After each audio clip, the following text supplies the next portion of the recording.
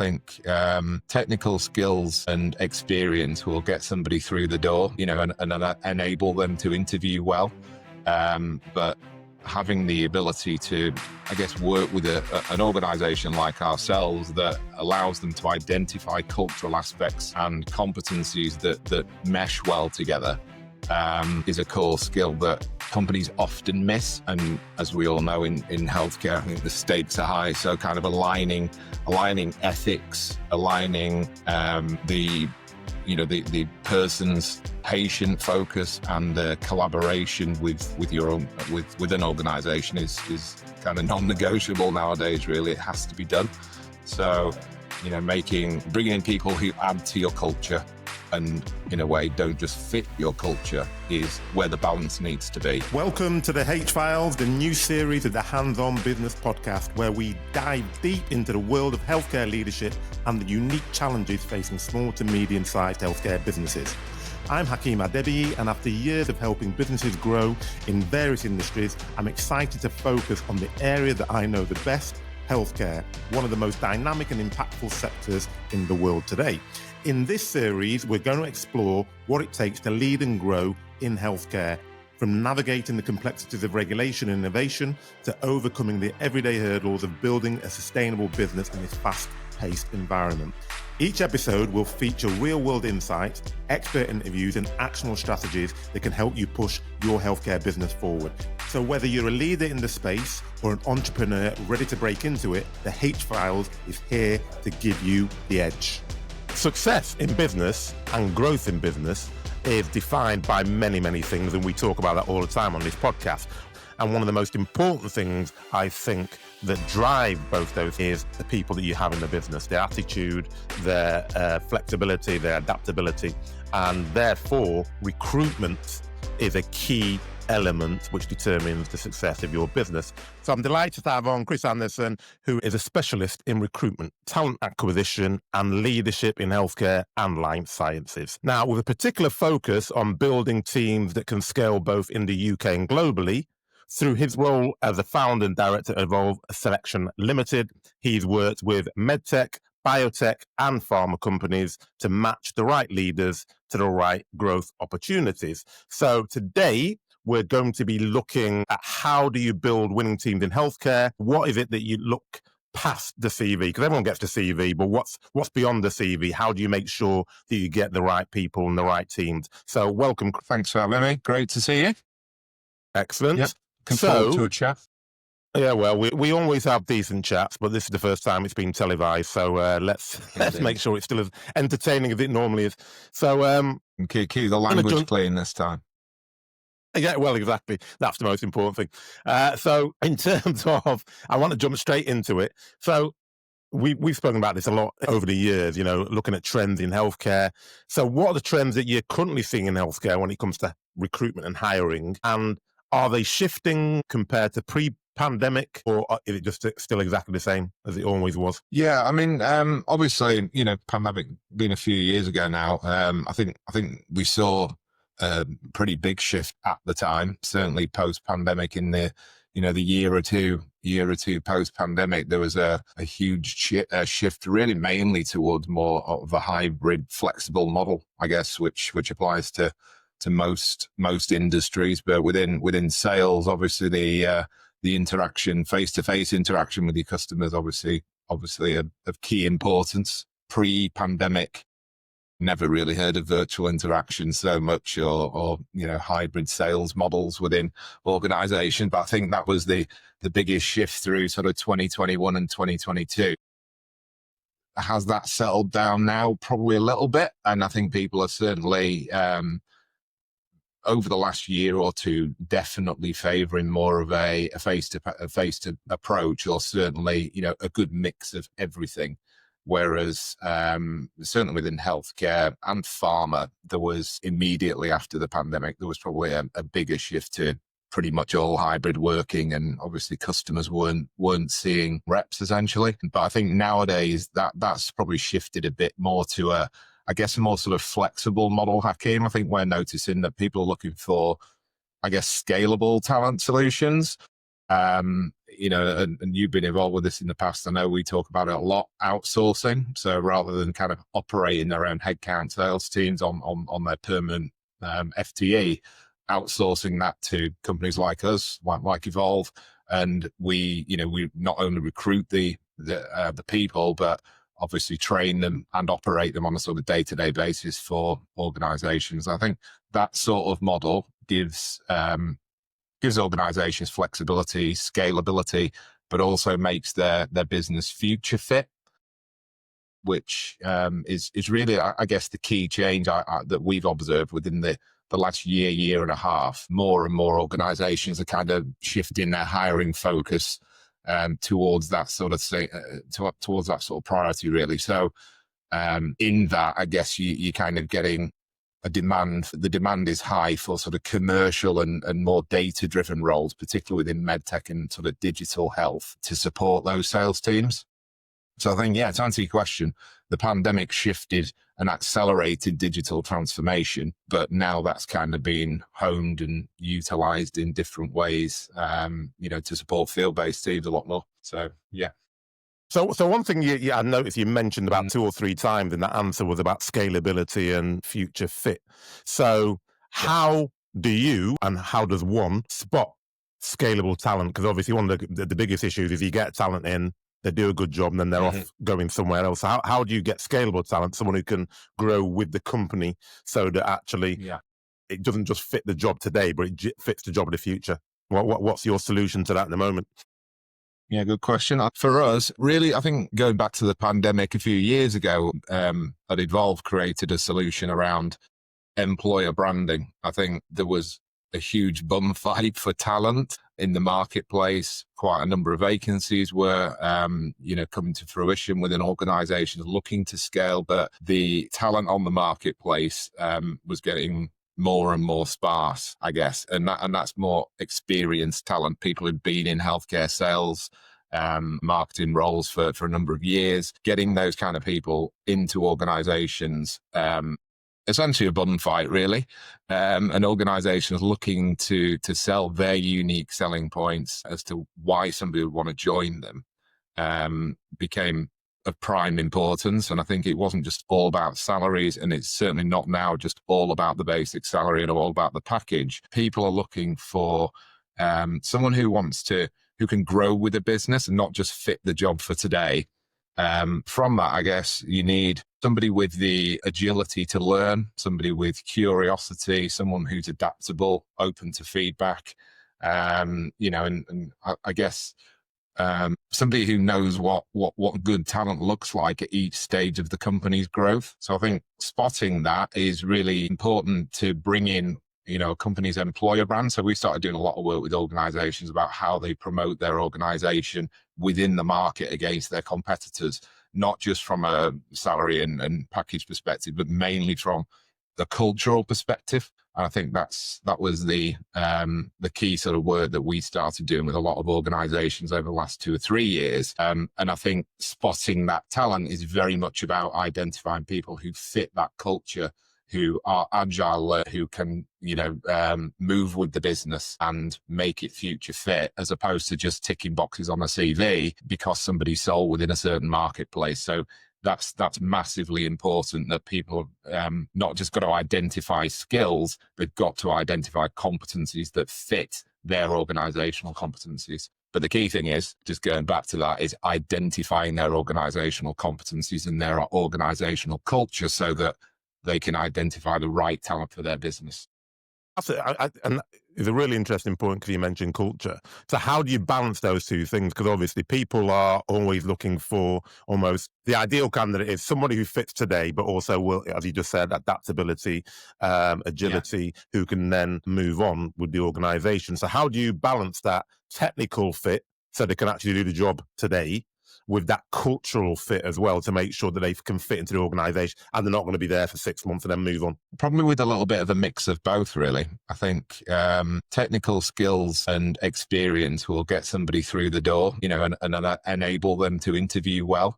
But having the ability to, I guess, work with an organization like ourselves that allows them to identify cultural aspects and competencies that mesh well together, is a core skill that companies often miss. And as we all know, in healthcare, I think the stakes are high. So kind of aligning ethics, aligning the person's patient focus and the collaboration with an organization is kind of non-negotiable nowadays. Really, it has to be done.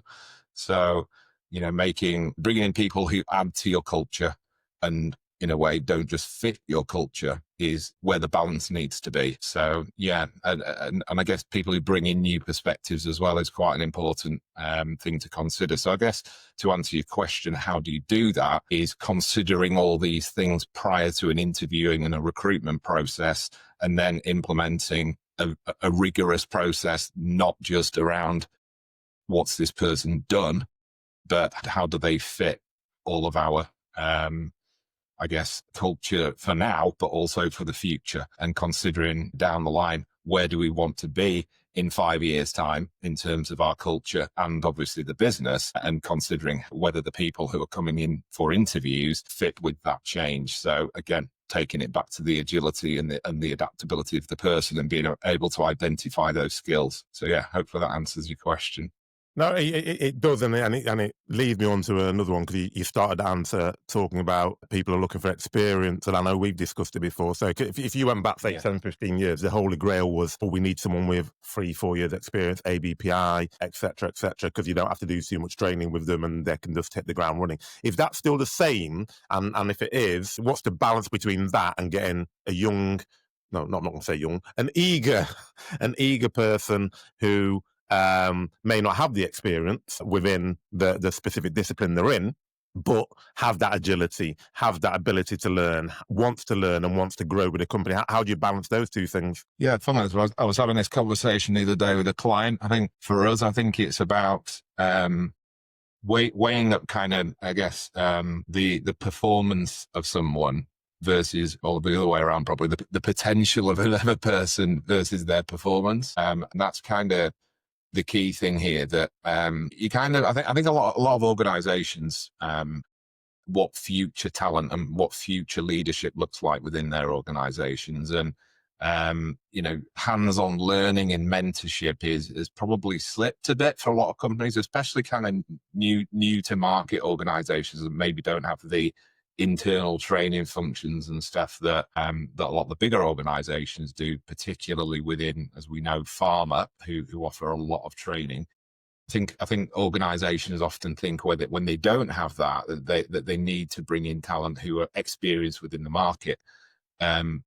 We probably have noticed, certainly over the last sort of year or so, and it's something that we actively promote, the kind of new to market talent model, whether they be graduate or non-graduate. For example, people within medtech, like ODPs or nurses or people with different skill sets coming into a sales-based role, can still be trained and mentored. I guess it's having the curiosity to explore other avenues as a leader. And I think if people have got that, can get that balance, and maybe bringing in a mix of people who are experienced in a field, which, certain markets do need that, but there's also certain products and certain brands that could be probably fairly easily trained and probably easily learned by the right person with the right background. And then we would work with them on training and developing them and mentoring them and coaching them to sell a product and gain access to the customers within their relevant marketplace.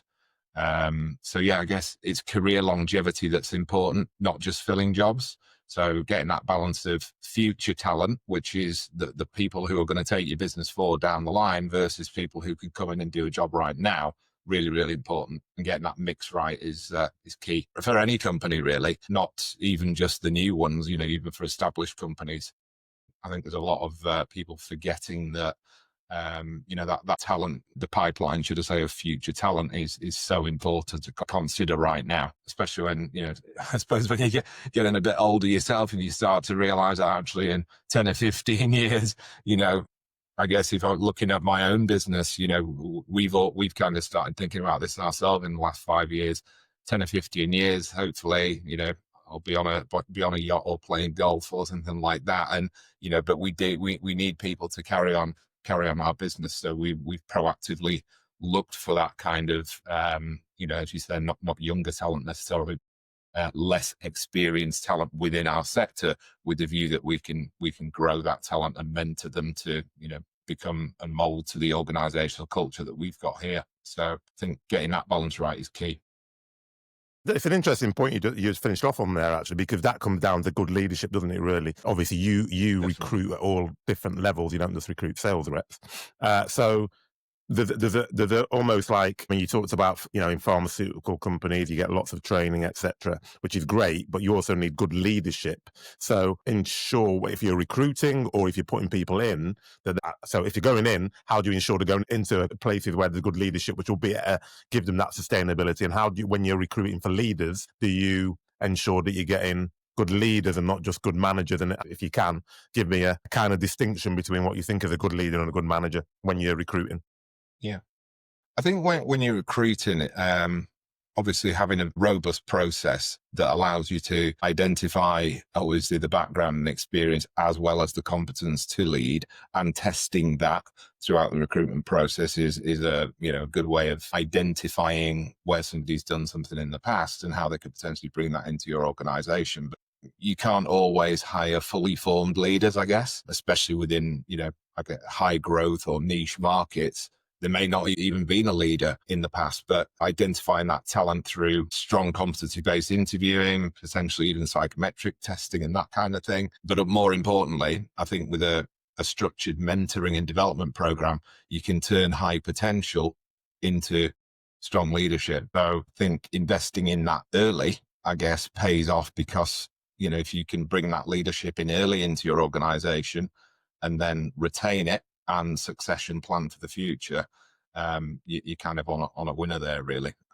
So yeah, sorry, what did you ask me about? A particular example of leadership? No. I was just saying, and it's moving into the next question. Kind of, it's almost like, how do you, because that question that you just answered is more about good leadership and good management, and when you're recruiting for leaders. But how do you ensure that when you're putting somebody in, that they are going to be with somebody who's decent, who's going to do all the things you said in terms of develop, mentor? Because the worst thing is you get a really bright person who's got loads of potential, and then they go in and the manager's not that great, and then within 6 months they're looking to move somewhere else, not because they have not a cultural fit, not because they're no good, but because the person hasn't developed them, their manager hasn't developed them. Yeah. I guess that's a really good point, actually. I think a good manager for me is someone who can execute their job well, someone who can roll out their role responsibilities well and keep a team on track. That's a good manager. But a good leader is somebody who's inspirational, somebody who inspires growth, not just for sales within our marketplace, for example, but inspires growth within the team. They want to build a culture. They want to attract the right talent into their team to make sure that the people within it want to go above and beyond their job description. And I think that's where a good leader comes in. And obviously, as you know, within medtech and biotech market as a whole, really, being a leader is a fairly complex role. A lot of, I guess, internal pressures with regulatory pressure, R&D cycles, working with cross-functional and global teams. So standout leaders are the ones who can combine managing all of that with a strong future vision, a strong future commercial vision of how they want their business to be in a few years' time, as opposed to just now, and then building their team around that. Yeah, no, I was just thinking, like recruitment agencies, outsourcing agents, what responsibility do you think that those companies and yourself have to make sure you put people into that? Because obviously the old view of recruiters is, all right, yeah, you're just going to get us anybody because bums on seats, we then pay you, and you're not really bothered whether they stay there a year, 6 months, or 15 years. And in fact, there's a perverse incentive for you to want them to leave earlier, because then you then get another recruitment fee. So what's the responsibility of the recruitment agency or the outsource agency to make sure that they're matched very closely and put in to a company where they do stay a long time and can grow with that company? Yeah, more and more nowadays than ever, in my opinion. I think that is how, don't want to give the game away too much, Hakim, but that's how we pitch ourselves against bigger players. Obviously outsourcing is a fairly competitive market. There's not absolutely loads and loads of business out there within outsourcing, so we're all kind of fishing in a fairly small pond.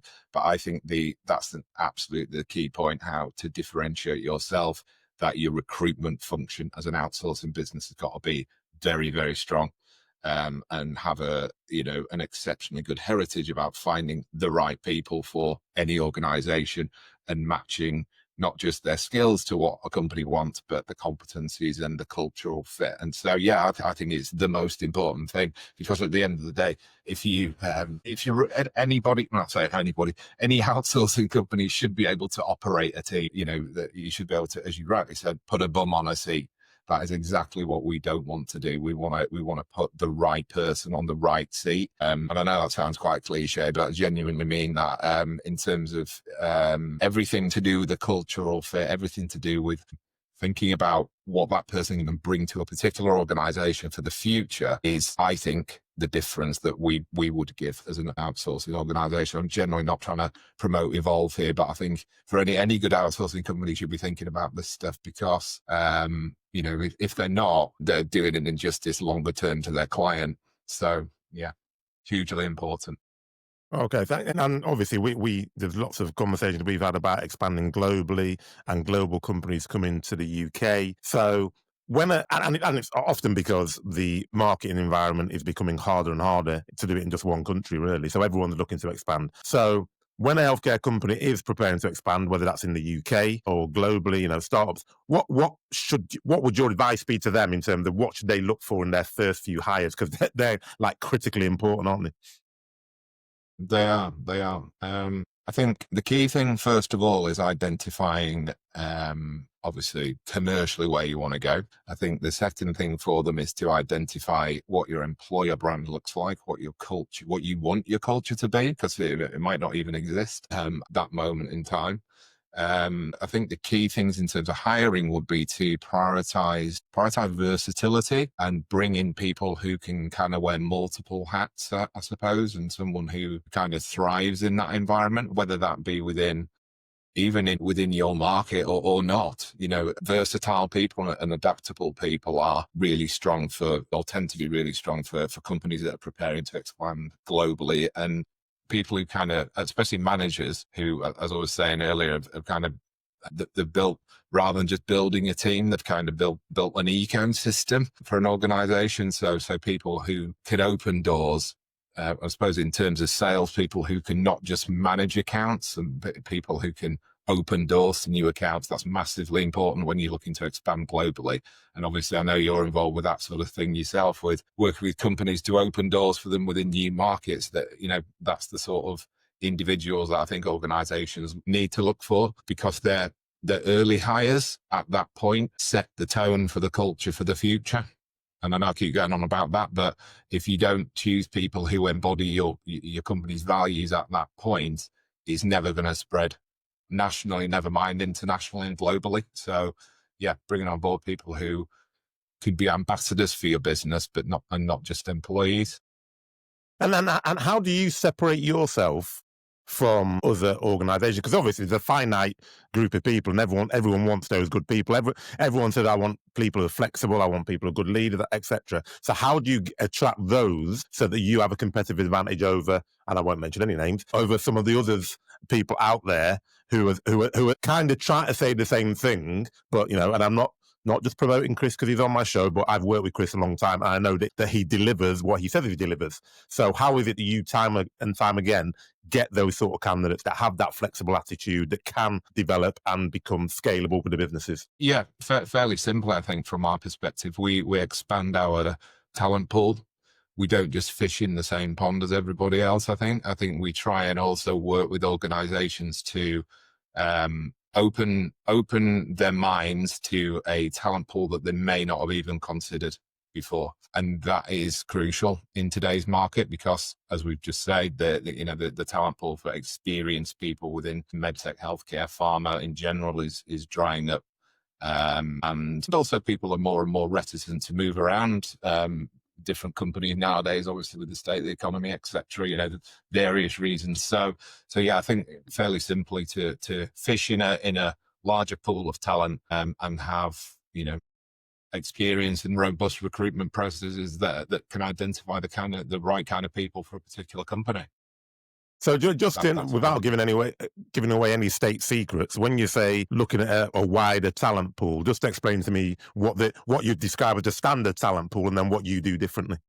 Yeah, I think the main one for us is hiring entrepreneurship, and within that, without giving away too many state secrets, and it is kind of, I guess, where I started in recruitment, really going back to the basics, was graduate talent, people who are fresh, they're new to market, they've got huge entrepreneurial spirit, massive desire to prove themselves, massive desire to progress their career, and people who are curious. Essentially, we look for grads who are graduates, not just from biomedical science backgrounds or anything like that, from many different degree backgrounds. Typically, though, they will come from biomedical science or some science related subject, potentially business even, or marketing, because they tend to be the right sort of people for, what we typically recruit for, which are essentially commercial roles. So yeah, to answer your question, we look for people who are graduates who are passionate about making a difference within medical sales, within health innovation, I suppose, and people who are looking for a sponsor for an organization who are prepared to invest in them, not just for a short-term role, but for their career in the long term as well. So yes, not just about putting bums on seats, not just about filling roles. We look for people who are wanting that more long-term career. Excellent. So I'm going to come on to that graduate conversation in a minute. For people who are watching, or healthcare leaders are sitting there who are what's the word, stuck in their ways and think, yeah, that's all sounds great, but I want a bloody experienced person because they know they've got the contacts, they've done it before. Can you give me an example? And again, no names, no pat drill, of where you've seen one of these grads or one of these people from a different talent pool outperform significantly where an experienced person hasn't performed. Yeah, can actually. We've recently done a build. It was at the beginning of this year. I won't mention any names, as you rightly said, but with a well-established wound care organisation in the UK. They came to evolve with a problem that they had 6 new vacancies that they were looking to recruit for team expansion, new product coming into the market, along with their existing portfolio. And they had their internal talent team had actually been recruiting for the last 3 months, and they just could not find what they were looking for. And it was mainly the lack of entrepreneurship that they were finding was the biggest hurdle, that they just were not getting that kind of talent through. They were essentially coming across a lot of recycled talent, for want of a better word. So we started working with them initially to help them kind of rescope what might work for them, based on not just their organizational culture, but also for the product itself, for the brand, and whether a less experienced graduate, for example, could fit that brand and take on the clinical information well enough quickly to promote it. So long story short, they decided to run with a graduate solution. So looking at fresh out of university, maybe with 6 months to a year experience in some sort of target-based sales role. And we worked with them and actually did a build within record time. I think within 3 weeks of initially starting the conversation. I actually went on holiday mid this build, so can't take the credit for the build, but my team actually put 6 people into roles within a 2-week period, and we started operating that team on an outsourced basis. We also put in the training and mentorship program that we operate through what we call our GAP solution, Graduate Access Program. Sorry, Graduate Accelerator Programme, should I say. Don't even know the name of it. The Graduate Accelerator Programme. Basically, we put a training, coaching and mentorship addition bolt on, if you like, into that when they started in role, which basically sees them through the first 6 to 12 months in role, and That's training them on things like customer access and I suppose the basics of sales and more experienced field coaching on sales within their first 6 months. And to give you an example, we were speaking with the NSM last week, who said, I'll be coming to you very soon for 6 more. They've absolutely smashed it compared to, how we were doing over the last sort of 2 or 3 years with the product. And they're more than happy. So yeah, but obviously I can't give you specifics any more than that, but hopefully, just tells you that that was a brand new team of 6 grads straight out of university or with a bit of commercial experience behind them, but no market experience whatsoever. And the client couldn't believe the results, to be honest with you. So yeah, we'd like to see many more of those. So yeah, just tell me just a bit more about that graduate program. So firstly, because lots of people employ graduates, but what's made you specifically decide actually you're going to put that gap process in place, and then why is that now? Because I know we've spoken about it, it's one of your key products and key focuses as you're moving forward. Why has that happened, and what is it exactly? Just give me an A to Z. Yeah. So as I mentioned, I actually started my recruitment career traveling around universities, talking to undergrads about getting into careers in medical sales, exactly like I did a few years ago. Won't mention how many, but yeah. So I guess personal interest for one, it's kind of been my baby ever since I started in recruitment. I've always enjoyed working with grads.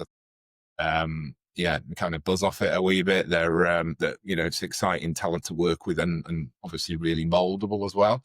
So I think from a recruiter's perspective, they're a great bunch to work with. So that kind of formed the foundation that back in 2019, Evolve started up our own, which has now progressed over the last sort of 4 or 5 years to a holistic solution, namely GAP, which is the Graduate Accelerator Programme. So we work right from essentially bridging the gap from, excuse the pun, bridging the gap from university into career within medical sales. And then also now trying to bridge the gap between potential of these entrepreneurial grads to performance. And that's essentially the training side. So when people are either in uni or graduating from uni in their sort of final year, we'll work with them really closely, and they go on and they basically sit a course, which we've got, the Graduate Accelerator Programme course, which is basically, it's a whole learning 6 modular program of learning that they've got to read and do interactive training on an online platform. And then following that, they do a test at the end of each module with a 90% pass rate. Following that, if they're successful, they get a certification. Obviously, at the same time, if they've been successful in gaining a position on that course, and I might add, there's few that do. So to give you some example of figures, we probably get every year, I think the figures were last year, about 6,500 graduate applications, a hell of a lot. We've got a team of guys dealing with obviously grad applications alone. And that gets whittled down to give you some numbers in terms of what we actually put into role, around 90 to 95 people per year on average over the last couple of years. Yeah, so it's a fairly stringent program and definitely sorts the wheat from the chaff. But so at that point, we're looking for entrepreneurship. We're looking for people who've gone the extra mile. We're looking for people who not just saying, yeah, I want to get into medical sales, but they've not really got a reason behind it. And we want people who've gone away, done their research, done their homework, arranged their own shadowing, which isn't easy to do nowadays, but that kind of instantly sorts out a lot of people from, differentiates people really. If they've gone away and done that, then, nowadays that's not easy. A lot of companies won't take people out shadowing, but the very least we'd expect is someone who's done their homework and done a lot of research, not just into what medical sales is all about, but how the NHS works, how the private healthcare market works, and why you're selling into certain groups of customers. So if they've got a good understanding of that when they come to us, it's a good indication that they've got the right sort of competencies that we could potentially work with them. So once they've been through the course, they've been successful in passing that, we would then proactively work with them to obviously identify opportunities in the regions that they're happy to work. Some graduates want to stay in a particular area. So they may be, I don't know, home-based, or they've gone to uni and they stay there. But I would say probably about 40% of graduates that we work with are flexible into location, which is great, because that obviously allows us to potentially sell a more mobile solution into certain clients where they may have opportunities in their team that they need to plug a gap, I guess, is for want of a better word, where they need resource for a short term, for a certain length of time, 6 months, 12 months, depending on need of the product or the area, or they may have a long-term sickness or a mat cover or something like that. So that kind of mobile grad works quite well for that sort of situation. So just getting back to the point. So once we start working with them, they go on an ongoing development program of training, I guess, and meant by our recruiters here to help them understand the process of moving into medical sales in terms of the interview processes that they're going to go through.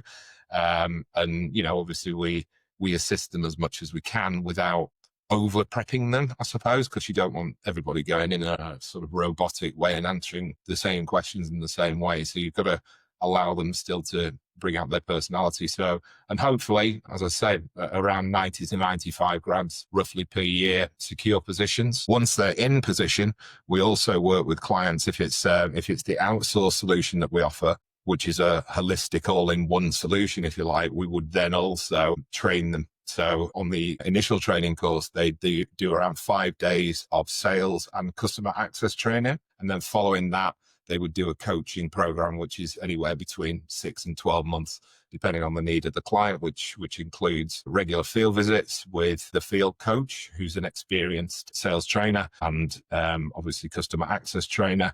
They would also do one-on-one sessions remote with the coaches, who would also work closely with the person's line manager within the organization to ensure that, all of the milestones that we would be expecting them to hit are being hit. And obviously, hopefully we're seeing really positive results from that. So the outsourced solution that we offer is all in one, all encompassed. It includes everything. You're not paying separate recruitment fees if we operate and those people are on our books, outsourced from the organization. Everything is included in the day rate, if you like. So yeah, more and more clients are opening their minds, I guess, to that kind of solution, because they're seeing that these people that are coming into their organization have got the potential to grow into the future leaders. Whether they decide to keep operating on an outsourced basis through us down the line, or taking it into their own headcount after, say, 12 months, that's up to them. But either way, because these organizations are giving these people a shot, they're giving them an opportunity to move into the industry, that alone helps people, realize that they're being invested in, and therefore the retention rate has been really good. I think the stats for us in the last 2 years, that I think it's 76% of people we've placed into organizations. In fact, it's over the last 5 years, 76% of grads that we've placed into organizations have received promotion to a more senior role within a couple of years. So yeah, so that kind of hopefully gives you a bit of an indication of the quality of the people that we're finding. No, it certainly does. And actually, as you were speaking, and probably just because my daughter's 17 and go to university hopefully in the next year or so, and not into sales. Have you ever thought about apprenticeships? Because obviously you're talking about people being moldable at graduate age, but even more moldable before that, aren't they? I've never spoken about it. I'm just wondering what your thoughts are on that.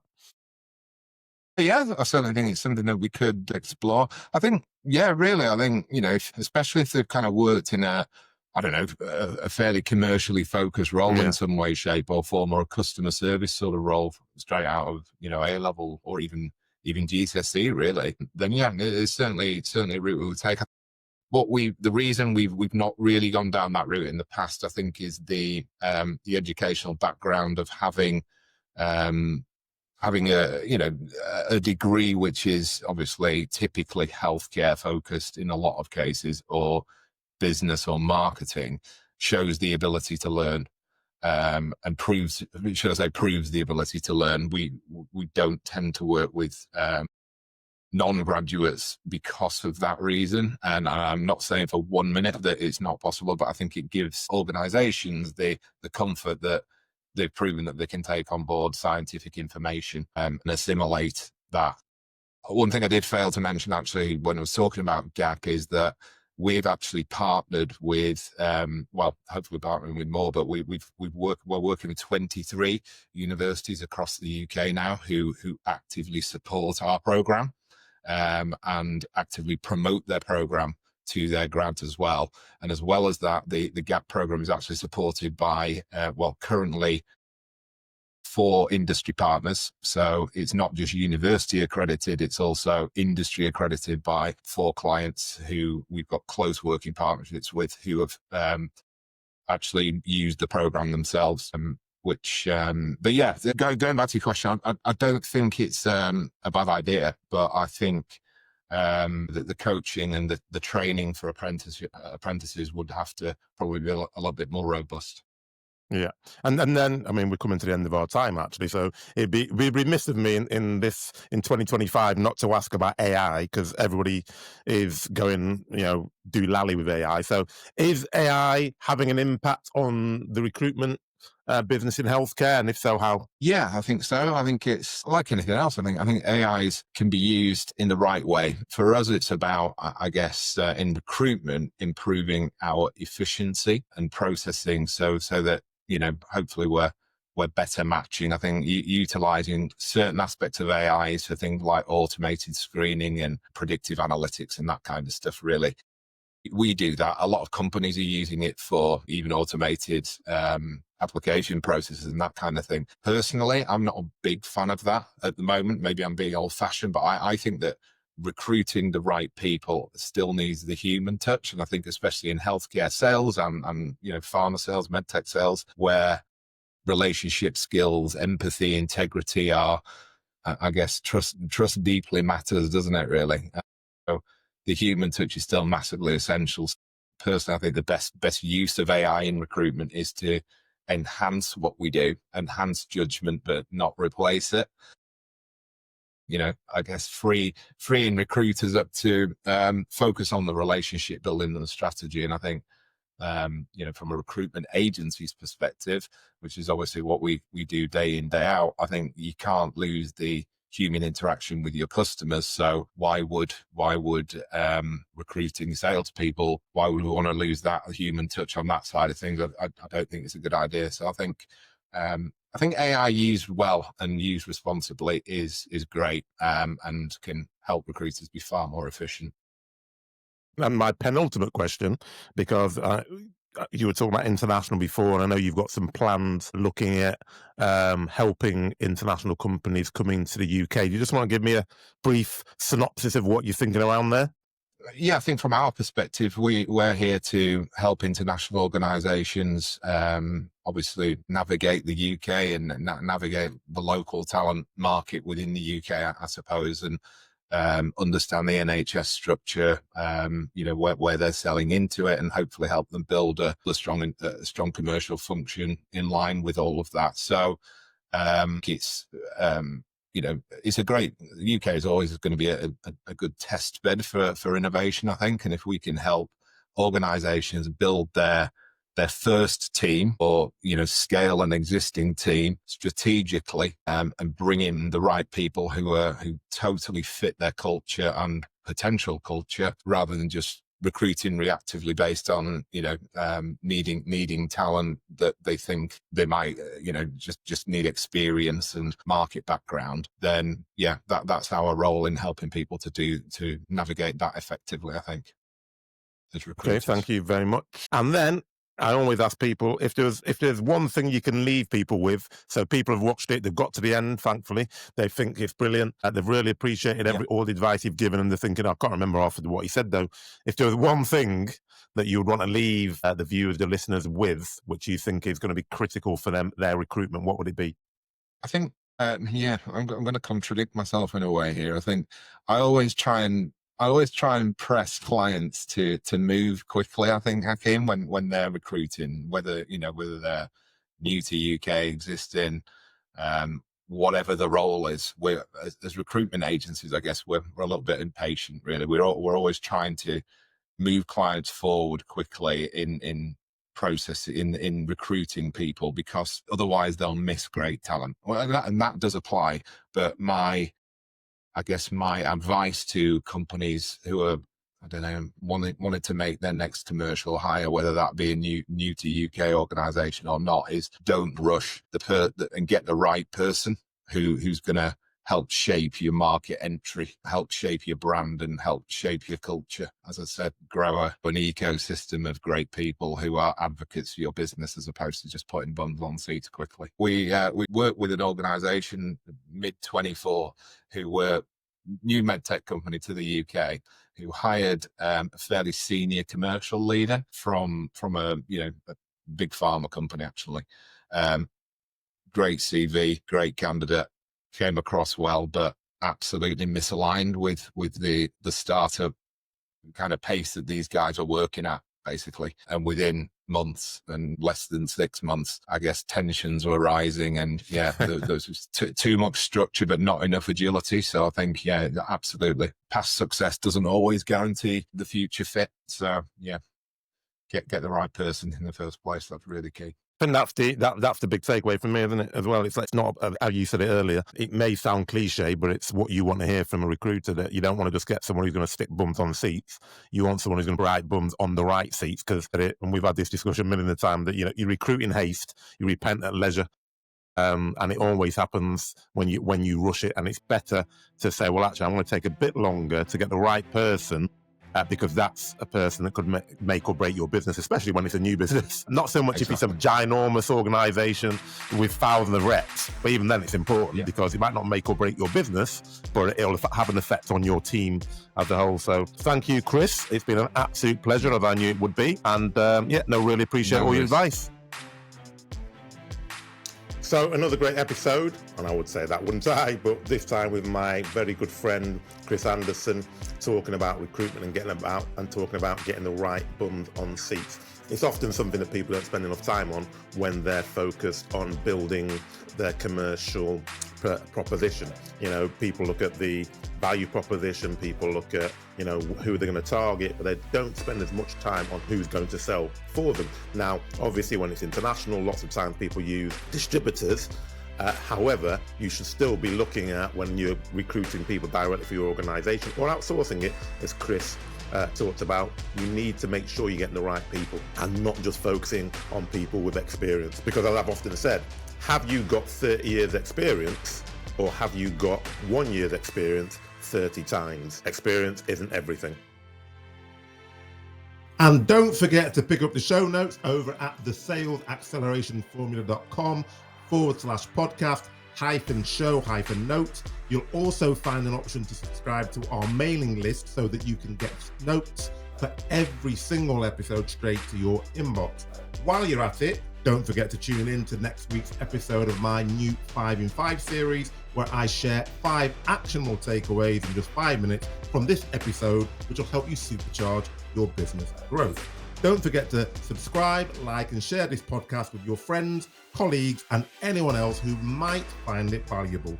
Most importantly, keep the feedback coming so we can keep improving and bringing you more of what you love. Thank you very much for tuning in. And remember, keep listening, keep growing, and keep thriving.